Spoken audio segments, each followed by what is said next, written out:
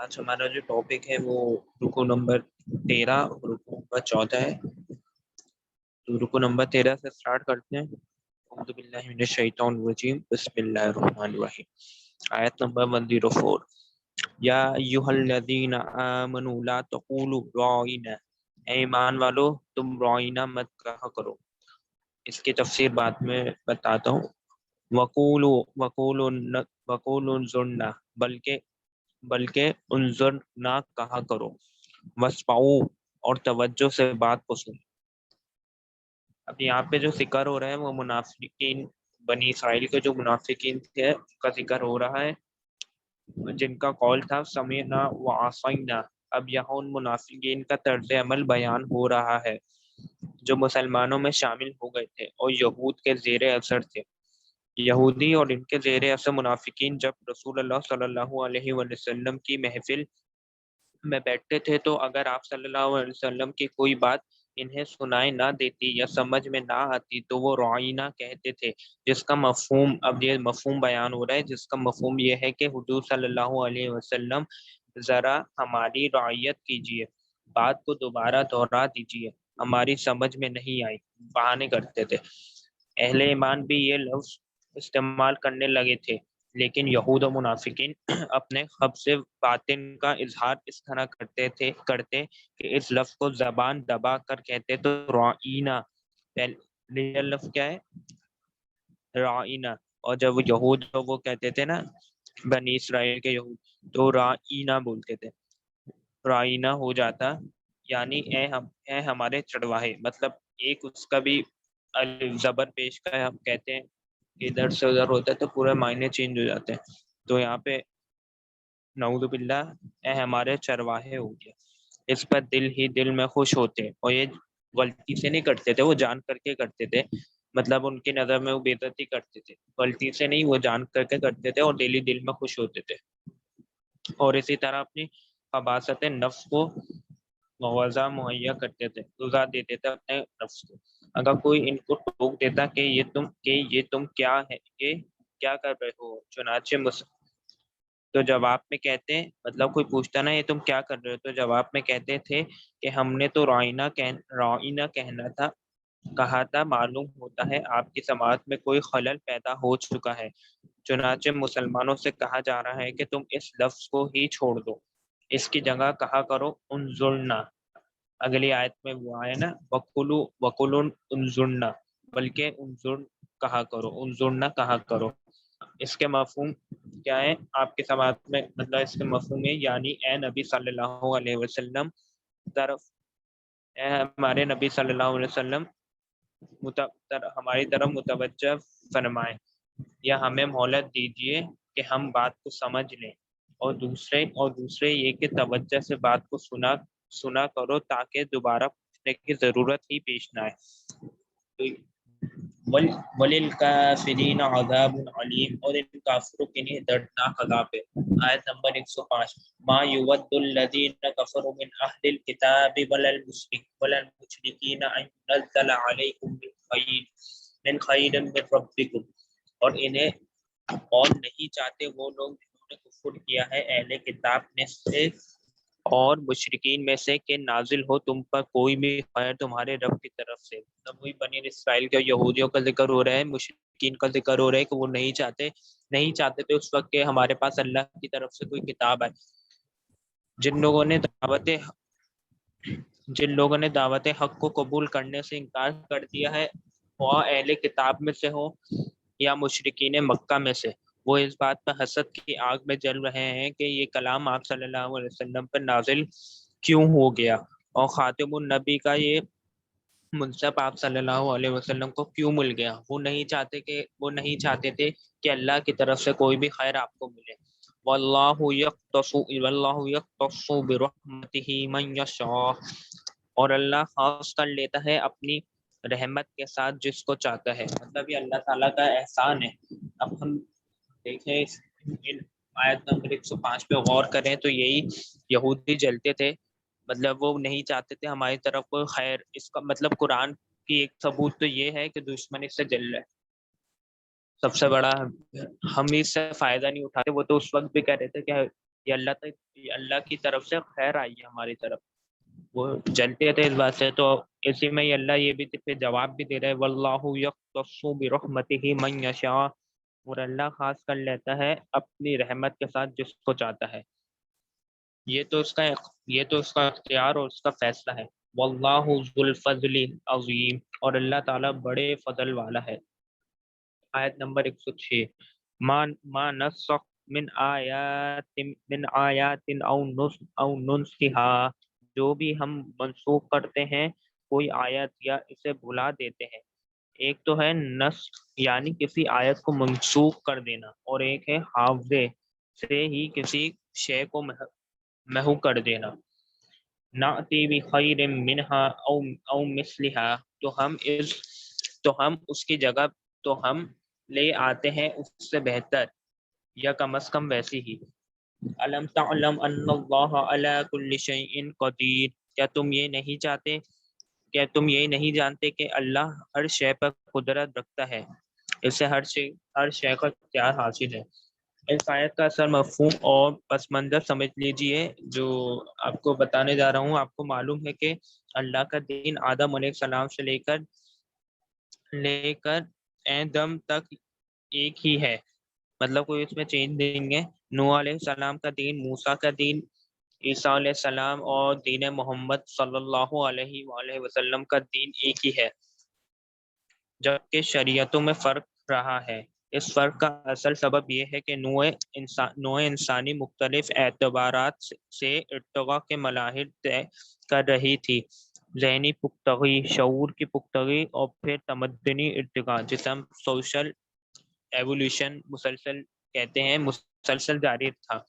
لہذا اس ارتقاء کے جس مرحلے میں رسول آئے, اس کی مناسبت سے ان کو تعلیم دے دی گئی ہے. ان تعلیمات سے کچھ ارتقاء کے جس مرحلے ان تعلیمات سے کچھ حصے ایسے تھے جوابدی ہیں, وہ ہمیشہ رہیں گے, جبکہ کچھ حصے زمانے کے مناسبت سے تھے. چنانچہ جب اگلا رسول آتا تو ان میں سے کچھ چیزوں میں تغیر و تبدل ہو جاتا, کچھ چیزیں نئی آ جاتی اور کچھ پرانی فاقد ہو جاتی.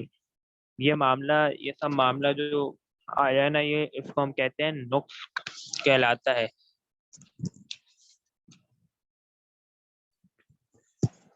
وَأَتْمَمْتُ عَلَيْكُمْ نِعْمَتِي وَرَضِيتُ لَكُمُ الْإِسْلَامَ دِينًا. جیسے مطلب یہ اس کی آیت نہیں ہے یہاں سے. پھر أَلَمْ تَعْلَمُونَ أَنَّ اللَّهَ عَلَى كُلِّ شَيْءٍ قَدِيرٌ, کیا تم یہ نہیں جانتے کہ اللہ ہر شے پر قدرت رکھتا ہے.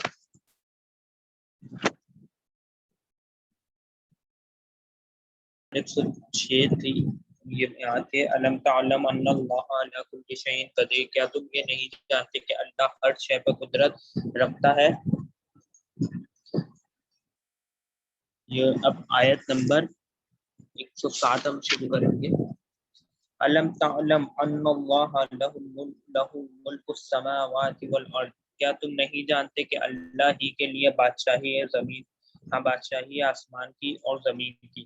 وما لکم من دون اللہ من ولی ولا نصیر, اور نہیں ہے تمہارے لیے اللہ کے سوا کوئی بھی حمایتی اور نہ کوئی مددگار. مطلب کسی سے آپ مدد کی امید بھی نہیں کر سکتے, صرف اللہ سے ہمیں مدد مانگنی ہے, اسی سے ہر کچھ مانگنا ہے, اور کوئی شخص نہیں کچھ ہمارا کر سکتا مگر اللہ جو چاہے. اللہ ہی جو سب کچھ کر سکتے ہیں ہمارا, وہی ہمارے مطلب اچھے فیصلے کر سکتا ہے. ام تريدون, آیت نمبر 108, ام تريدون ان تسألوا رسولکم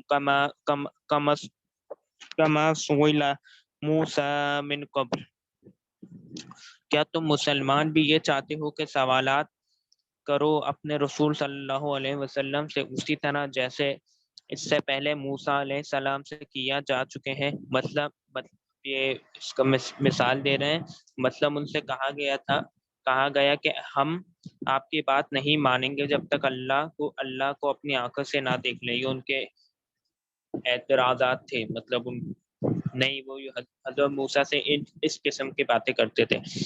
اسی طرح کے اور بہت سے مطالبے حضرت موسیٰ علیہ السلام سے کیے جاتے تھے۔ یہاں مسلمانوں کو آگاہ کیا جا رہا ہے کہ اس روز سے باز رہو، ایسی بات تمہارے اندر پیدا نہیں ہونی چاہیے۔ اللہ تعالیٰ ہم سے کہہ رہے یہ باتیں تم اپنے رسول سے مت کرنا۔ وَمَن يَتَبَدَّلِ الْكُفْرَ بِالْإِيمَانِ فَقَدْ ضَلَّ سَوَاءَ السَّبِيلِ، اور جو کوئی ایمان کے بدلے کفر لے لے گا وہ تو بھٹک چکا سیدھی راہ سے۔ مطلب جو آپ دو آپشن ہے نا، ایمان یا کفر، تو یہی بیان ہو رہا ہے کہ جو کوئی ایمان کے بدلے کفر لے گا وہ بھٹک گیا سیدھی راہ سے۔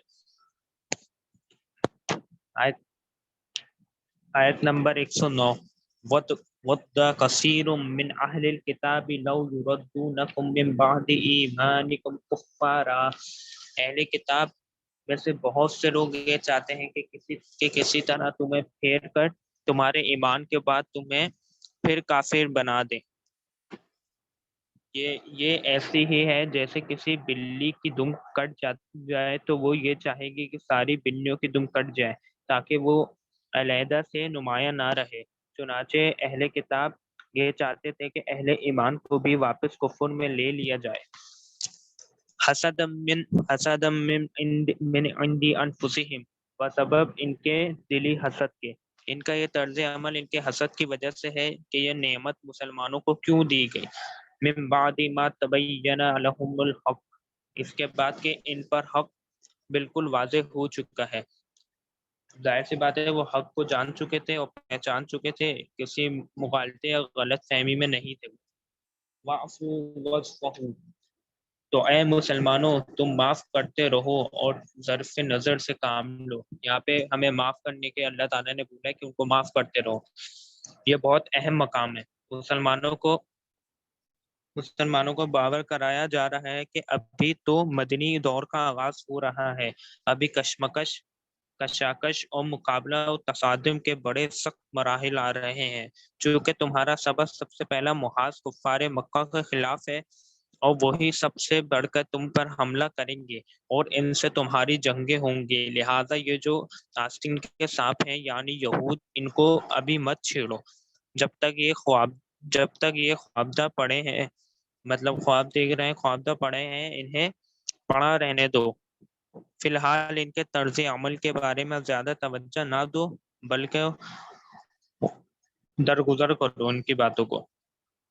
حتی یأتی اللہ بامرہ، یہاں تک کہ اللہ اپنا فیصلہ لے آئے۔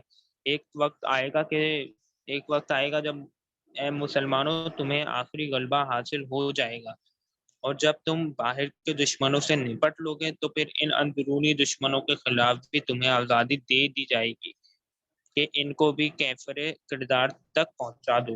ان اللہ علی کل شیء قدیر، یعنی یقیناً اللہ ہر چیز پر قادر ہے۔ آیت نمبر 110، وَأَقِیمُوا الصَّلَاةَ وَآتُوا الزَّکَاةَ، اور نماز قائم رکھو اور زکوٰۃ دیتے رہو۔ وَمَا تُقَدِّمُوا لِأَنفُسِکُم مِّن خَیْرٍ تَجِدُوهُ عِندَ اللَّہِ، اور جو بھلائی بھی تم اپنے لیے آگے بھیجو گے اسے اللہ کے ہاں موجود پاؤ گے۔ یعنی جو مال تم اللہ کی راہ میں خرچ کر رہے ہو وہ اللہ کے بینک میں جمع ہو جاتا ہے اور مسلسل بڑھتا رہتا ہے، لہٰذا اس کے بارے میں فکر کرنے کی کوئی ضرورت نہیں کہ ہم یہ نیکی کا کام کر رہے ہیں، ہمیں اس کا اجر ملے گا یا نہیں ملے گا۔ یہ بھائی بالکل اللہ تعالیٰ نے واضح فرما دیا، جو ہم نیکی کا کام کر رہے ہیں یا اس کی طرف جو بھی کچھ بیچ رہے ہیں وہ اللہ تعالیٰ کے پاس محفوظ ہے، وہ اس کا آخرت میں ہمیں اجر ملے گا۔ ان اللہ بما تعملون بصیر، یقیناً جو کچھ تم کر رہے ہو اللہ اسے دیکھ رہا ہے۔ آیت نمبر 111، وقالوا لن يدخل الجنة الا من كان هودا او نصارا، اور یہ کہتے ہیں ہرگز داخل نہ ہوگا جنت میں مگر وہی جو یہودی ہو یا نصرانی ہو۔ جب یہ نئی امت مسلمہ تشکیل پا رہی تھی تو یہودی اور نصرانی جو ایک دوسرے کے دشمن تھے، اچھا پہلے ہم سمجھتے ہیں نا امریکہ میں صرف یہودی اور نصرانی پہلے سخت شدید دشمن تھے، بلکہ ایک آپ اس اعتبار سے بھی سوچتے کہ یہودیوں کا پہلے دشمن مسلمانوں سے بھی زیادہ عیسائی ہوتے تھے، انہوں نے ہی نکالا تھا پہلے عیسائی اپنے بہت پاور میں تھے تو انہوں نے ہی نکالا تھا وہاں سے یہودیوں کو. تو یہ بھٹکتے تھے پھرتے تھے، ان کا کوئی اپنا وطن بھی نہیں تھا. یہ تو ابھی 90s کی بات ہے جو انہوں نے اتنا غلبہ پایا امریکہ پہ بھی. تو یہی بتا رہے جب یہ نئی امت مسلمہ تشکیل پا رہی تھی تو یہودی اور نصرانی جو ایک دوسرے کے دشمن تھے مسلمانوں کے مقابلے میں جمع ہو گئے. اچھا، جب دشمن تھے پھر ایک ساتھ جمع ہوئے مسلمانوں کو تباہ کرنے کے لیے. انہوں نے مل کر یہ کہنا شروع کیا کہ جنت میں کوئی ہرگز نہیں داخل ہوگا سوائے اس کے جو یہودی ہو یا نصرانی ہو. اسی طرح کی مذہبی رہتے بندیاں ہمارے ہاں بھی بن جاتی ہے. مثلاً اچھا اب یہ دیکھیں تھوڑی سخت بات ہے، فرقہ واریت کی باتیں اس سے وہ مل گئے تھے نا، تو یہاں پہ بھی یہی مثلاً اہل حدیث کے مقابلے میں بریلوی اور دیوبندی جمع ہو جائیں گے، اگرچہ ان کا آپس میں ایک دوسرے کے ساتھ بڑے اپنی جگہ ہے. مطلب اب یہ باتیں فرقہ واریت کی ہیں، اس کو اہل حدیث جیسے ایک فرقہ ہے، ان کے اپوزٹ جو فرقے ہیں وہ بریلوی اور دیوبندی ہیں. جب اس سے مناظرے ہوتے ہیں تو دونوں ایک ہو جاتے ہیں، حالانکہ بریلوی اور دیوبندیوں میں بھی اختلافات ہیں. خیر اس کو آگے اسی طرح یہود و نصرانی بھی مل جاتے ہیں. تل کا امانیہم، یہ ان کی تمنائیں ہیں، یہ ان کی خواہشات ہیں، من گھڑت خیالات ہیں، خوش نما آرزویں ہیں. قل ہاتوا برہانکم ان کنتم صادقین، ان سے کہو اپنی دلیل پیش کرو اگر تم اگر تم سچے ہو. مطلب کسی آسمانی کتاب سے دلیل لاؤ، کہیں تورات میں لکھا ہو یا انجیل میں لکھا ہو اللہ نے کہ بھائی تم اب یہاں پر مطلب تم جاؤ گے جنت میں، کوئی ایسی دلیل لاؤ. آیت نمبر 112، بلا من اسلم وجہہ للہ وہو محسن، کیوں نہیں ہر وہ شخص جو اپنا چہرہ اللہ کے سامنے جھکا دے اور وہ محسن ہو، اس کا سر تسلیم خم کر دینے کا رویہ سچائی اور اس کے کردار پر مبنی ہو. سر کا جھکانا منافقانہ انداز پہ نہ ہو، بلکہ اس کی اطاعت جذبی نہ ہو کہ کچھ مانا کچھ نہ مانا. فَلَهُ أَجْرُهُ عِنْدَ رَبِّهِ، تو اس کے لیے اس کا اجر محفوظ ہے اس کے رب کے پاس. وَلَا خَوْفٌ عَلَيْهِمْ وَلَا هُمْ يَحْزَنُونَ، اور ایسے لوگوں کو نہ تو کوئی خوف لاحق ہوگا اور نہ ہی وہ کسی حزن ملال سے دوچار ہوں گے. مطلب جو اللہ کے سامنے سجدہ کریں گے، جو اللہ پہ پختہ یقین رکھتے ہوں گے، ان کے لیے کوئی خوف بھی نہیں. یہ دوسری آیت ہے جس سے کچھ لوگوں نے استدلال کیا ہے کہ نجات کے لیے ایمان بالرسالت ضروری نہیں ہے. اس کا جواب پہلے عرض کیا جا چکا ہے. مختصر یہ کہ قرآن حکیم میں ہر مقام پر ساری چیزیں بیان نہیں کی جاتی. کوئی شے ایک جگہ بیان کی گئی ہے تو کوئی کہیں دوسری جگہ بیان کی گئی ہے. اس سے ہدایت حاصل کرنی ہے تو اس کو پورا کا پورا ایک کتاب کی حیثیت سے لینا ہوگا. وہی بات جو پہلے پچھلی آیتوں میں آئے نا، یہودی ایک حصہ مانتے تھے ایک نہیں مانتے تھے، تو یہی ہمیں بھی قرآن کو مطلب پورا پڑھنا ہے. ایک یہ نہیں آدھا چھوڑ دیا، آدھا پڑھ رہے ہیں، آدھا لے لیا، آدھا جو ہماری بھلائی جس میں ہمیں لگ رہی ہے وہ لے لی ہے، باقی سارے چھوڑ دیے ہم نے. تو پورا پڑھنا پڑے گا قرآن، تبھی ہدایت حاصل ہو سکتی ہے. تو رکو نمبر 13 مکمل ہو گیا. رکو نمبر 14، آیت نمبر 113، وقالت اليهود ليست النصارى على شيء، یہود کہتے ہیں کہ نصارہ کسی بنیاد پر نہیں ہے. اچھا، جو میں نے آپ کو بتایا تھا کہ پہلے مل جاتے تھے مسلمانوں کے خلاف، اب دیکھیں کیا بول رہے ہیں. یہودی کہتے ہیں کہ نصرانی کسی بنیاد پر نہیں ہے، یعنی ان کی کوئی حیثیت نہیں ہے، کوئی جڑ بنیاد نہیں ہے ان کی. یہ یہودی کہتے ہیں نصرانیوں کے لیے. وقالت النصارى ليست اليهود على شيء، اور نصاری کہتے ہیں کہ یہود کسی بنیاد پر نہیں ہے. دونوں ایک دوسرے کو غلط ثابت کرتے ہیں، اور جب پہلے مسلمانوں کے خلاف ایک ہو جاتے تھے. یعنی وہی نصرانی بھی یہی کہتے ہیں کہ ان کی کوئی بنیاد نہیں ہے، یہ بے بنیاد لوگ ہیں، ان کے کوئی حقیقت نہیں ہے۔ وَهُمْ يَتْلُونَ الْكِتَابَ، اللہ کے دونوں ہی کتاب پڑھ رہے ہیں، دونوں پہ کتاب نازل ہوئی ہے، عہد نامہ قدیم اولڈ ٹیسٹیمنٹ یہودی اور عیسائیوں میں مشترک ہے۔ یہ بہت اہم نقطہ اور امریکہ میں جدید عیسائیت کی صورت میں ایک بہت بڑی طاقت جو ابھر رہی ہے وہ عیسائیت کو یہودیت کے رنگ میں رنگ رہی ہے۔ ابھی میں نے آپ کو بتایا تھا کہ اب یہ 90s میں یا تھوڑا پیچھے اور چلے جائیں، یہ یہودی غلبہ حاصل کر رہے ہیں، یہ آیا نا کہ عیسائیت کو یہود کے رنگ میں رنگ رہی ہے۔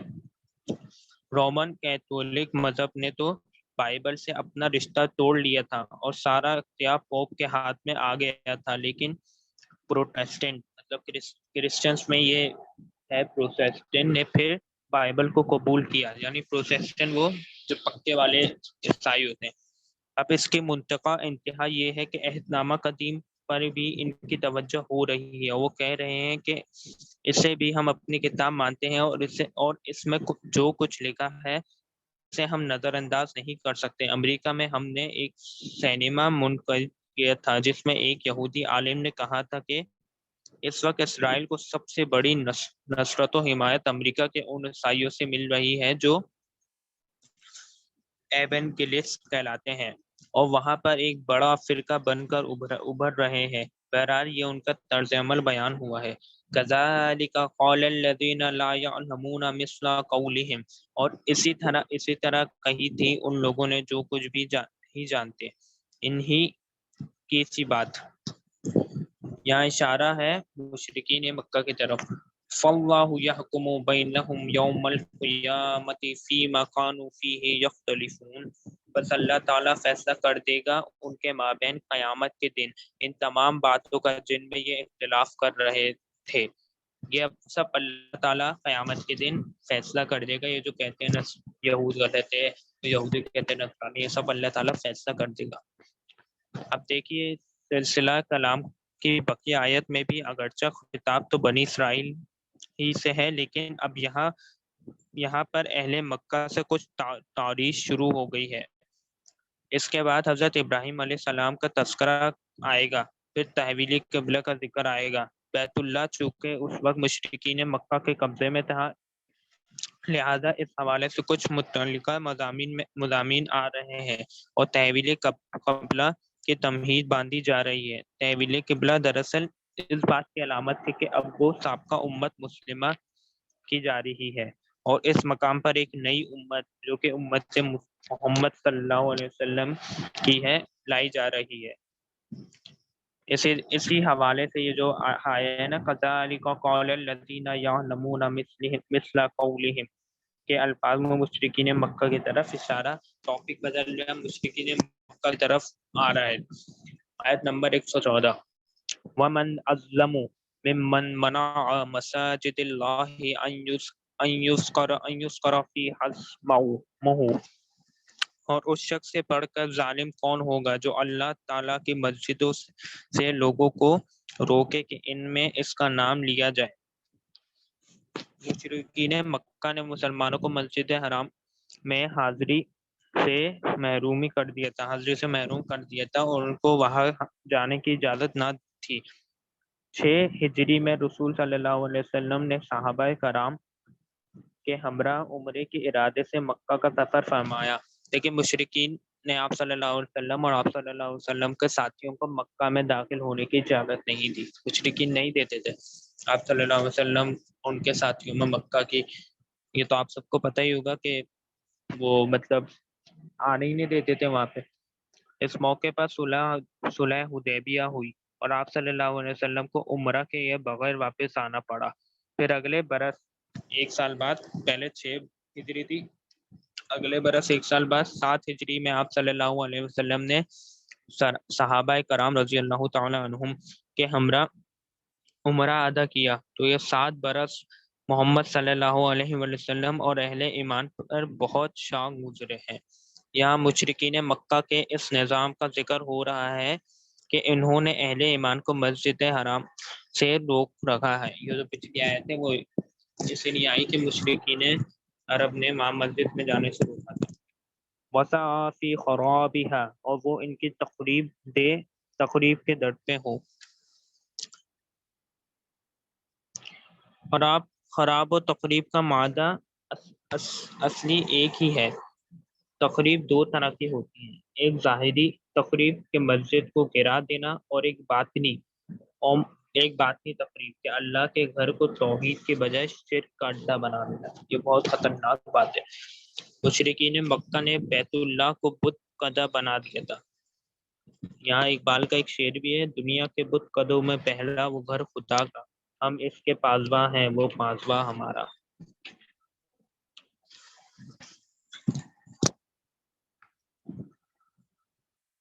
حضرت علی سے کیا تفسیر ہے؟ حضرت علی رضی اللہ تعالیٰ عنہ سے روایت ہے کہ رسول صلی اللہ علیہ وسلم نے فرمایا، حدیث ہے: یؤشک ان یأتی علی الناس زمان، اندیشہ ہے کہ لوگوں پر ایک زمانہ ایسا بھی آئے گا کہ لا یبقى من الاسلام الا اسمہ، اسلام میں سے اس کے نام کے سوا کچھ نہیں بچے گا.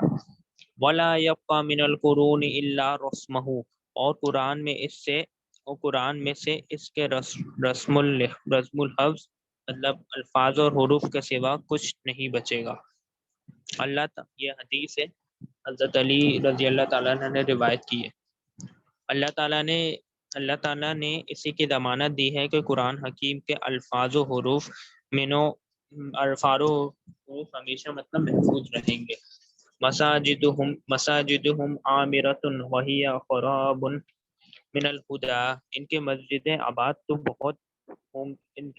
آباد تو بہت ہوگی لیکن ہدایت سے خالی ہو جائیں گی. یہاں بھی لفظ خراب نوٹ کیجئے. گویا معنونی اعتبار سے یہ ویران ہو جائیں گی. علما وہم شر من تحت ادیم السماء، ان کے علماء آسمان کی چھت کے نیچے کے بدترین انسان ہوں گے. یہ حدیث ہے، حضرت علی رضی اللہ تعالیٰ عنہ سے روایت ہے. من عندهم تخرج الفتنة وفيهم تعوذ، فتنہ انہی کے اندر سے برآمد ہوگا اور انہی میں سے گھس جائے گا. یعنی ان کا کام فتنہ پھیلانا ہوگا، اپنے اپنے فرقے کے لوگوں کو جذبات کو بھڑکاتے رہنا، مسلمانوں کے اندر اختلافات پیدا کرنا ان کا کام رہ جائے گا. صحیح بات میں اپنی طرف سے نہ بول رہے، حضرت علی رضی اللہ تعالیٰ عنہ سے روایت ہے، رسول صلی اللہ علیہ وسلم نے پوری حدیث ہے. یہ اس آیت کے بعد ڈاکٹر اسرار احمد نے اس کی تفسیر میں لکھی. آج ہم جن کو ماں کہتے ہیں، ان کی عظیم اکثریت اس کیفیت سے دوچار ہو چکی ہے. جب مذہب اور دین پیشہ بن جائے تو اس میں کوئی خیر باقی نہیں رہتی. یعنی جب آپ کا مذہب ہی آپ کا پیشہ بن جائے، آپ کی آمدنی بن جائے، تو اس میں خیر کیسی؟ دین اور مذہب پیشہ نہیں تھا لیکن اسے پیشہ بنا لیا گیا. اسلام میں کوئی پیشاویت نہیں، کوئی پاپائیت نہیں، کوئی برہمت نہیں، کوئی بت پرستی نہیں. اسلام تو ایک کھلی کتاب کی مانند ہے. ہر شخص اللہ پڑھے، ہر شخص اللہ کو مطلب ہر شخص کتاب اللہ پڑھے، ہر شخص عربی سیکھے اور کتاب اللہ کو سمجھے. مطلب یہ ہمارا فرض ہے. ہم کسی اور پہ ڈیپینڈ نہیں ہے کہ ہم اس سے مسئلے پوچھیں، اس سے پوچھیں. ہمارے پاس ایک بڑی اچھی دلیل ہے، کتاب، بس ہمیں اس کو پڑھنا ہے، سارے مسئلے میں اس میں سے لینا ہے. اولئک ما کان لهم ان يدخلوها الا خائفین، ایسے لوگوں کو تو ان میں داخل ہی نہیں ہونا چاہیے مگر ڈرتے ہوئے. لہم فی الدنیا خزی، ان کے لیے دنیا میں بھی ذلت اور رسوائی ہے. وَلَهُمْ فِي الْآخِرَةِ عَذَابٌ عَظِيمٌ، اور آخرت میں ان کے لیے عذاب عظیم ہے. آیت نمبر 114 ہماری کمپلیٹ ہو گئی. ہمارا ٹائم بھی 2 منٹ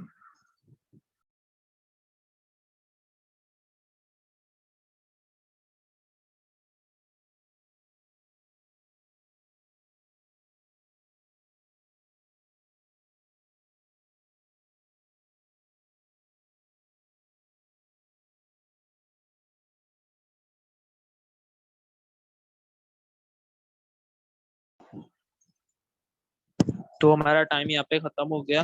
آیت نمبر 1114 ہم نے کمپلیٹ کر لیے 14ویں رکوع کی. انشاءاللہ اب جو اگلی جس کی باری ہے وہ آیت نمبر 115 سے اسٹارٹ کرے گا. بس یہاں پہ ہم اینڈ کرتے ہیں. السلام علیکم ورحمۃ اللہ وبرکاتہ.